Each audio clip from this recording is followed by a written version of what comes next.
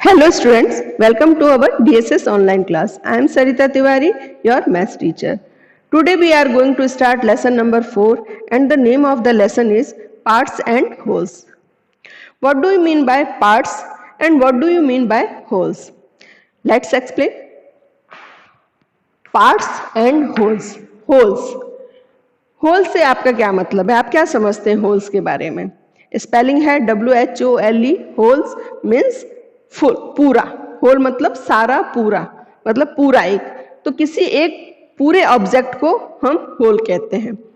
Means मान लीजिए आपका बर्थडे है, आप बर्थडे सेलिब्रेट करते हैं तो आप विदाउट केक बर्थडे सेलिब्रेशन होगा ही नहीं. तो आप एक केक ऑर्डर करते हैं.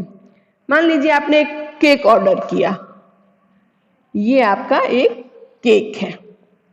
आपने एक केक ऑर्डर किया, ये केक है, ये पूरा केक है, एक पूरा केक आपने ऑर्डर किया है. तो ये केक हमारा क्या है? One whole. ये वन होल है, ये पूरा एक केक है आपका. अब बर्थडे है तो फ्रेंड्स को आपने इनविटेशन दिए ही होंगे, आपके फ्रेंड्स आए होंगे. तो आपके फ्रेंड आते हैं और आप अपना केक कट करते हैं. ये आपका केक है. ठीक, आप केक को कट करते हैं क्योंकि उस केक से आप अपने फ्रेंड्स को डिस्ट्रीब्यूट करेंगे उस केक को. तो आपने केक को कट किया. मान लीजिए एक केक को कट किया और इसके इक्वल 8 पार्ट्स बना दिए आपने. ये केक आपने कट कर दिया और ये इक्वल पार्ट्स इसके ये तैयार हो गए.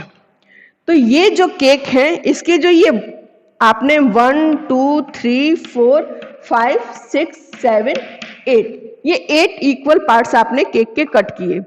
तो ये जो केक के जो पार्ट्स हैं, इसका मतलब होता है पार्ट्स. ये एक वन होल ऑब्जेक्ट था आपके पास केक, इसको आपने कट किए 8 इक्वल पार्ट्स में. तो ये हो गए पार्ट्स आपके. अब आपके फ्रेंड्स हैं, सबको आप केक देते हैं. कोई आपका फ्रेंड एक पीस केक का लेता है, कोई 2 लेता है, कोई इससे ज्यादा भी लेता है.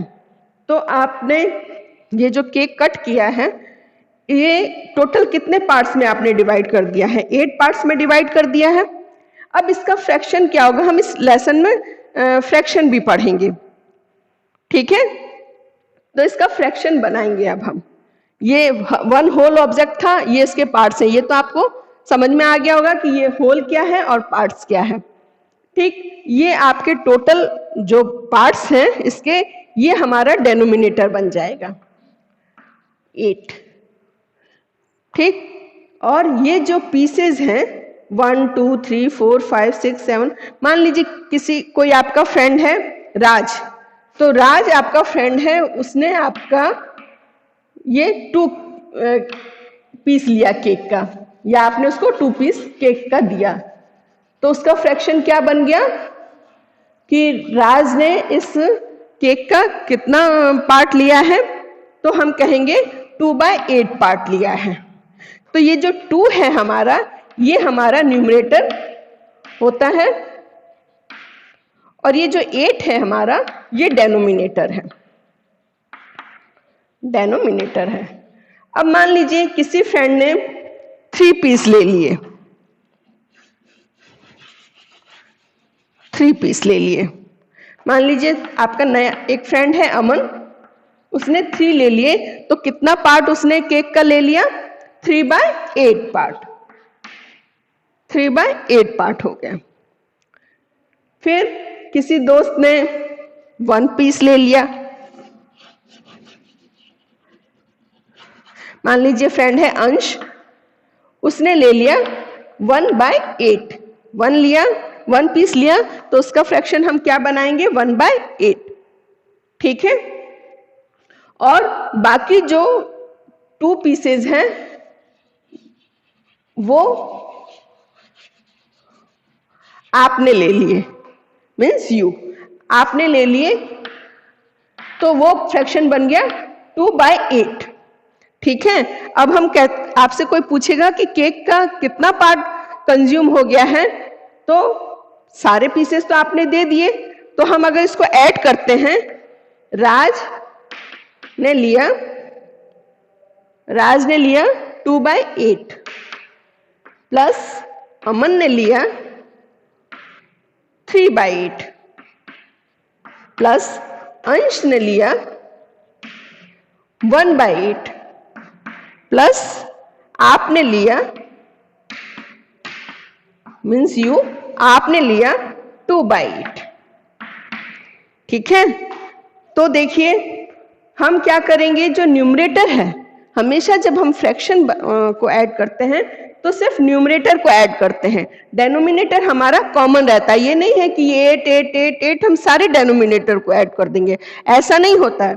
ये जो डेनोमिनेटर है ये कॉमन ही रहेगा, क्योंकि ये सारे डेनोमिनेटर कॉमन ही है, 8 8 8 8, तो ये डेनोमिनेटर हमारा कॉमन रहेगा, हम सब न्यूमरेटर को ऐड करेंगे।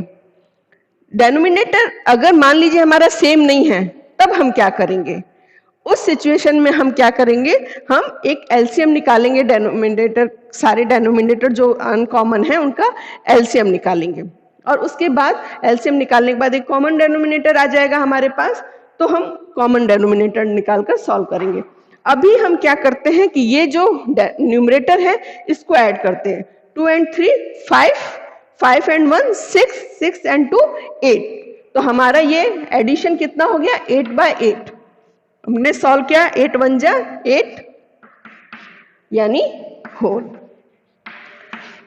ये आपका होल एक केक था, उसको आपने 8 पार्ट्स में डिवाइड किए, ये आपने अपने फ्रेंड्स में डिस्ट्रीब्यूट किए, तो टोटल कितना हो गया आपका, पूरा होल ऑब्जेक्ट कंज्यूम हो गया। 8/8 मीन्स को हमने जब सॉल्व किया तो 1 होल आ गया, तो ये होल है, ये पार्ट्स है। आई होप कि आपको ये समझ में आ गया होगा।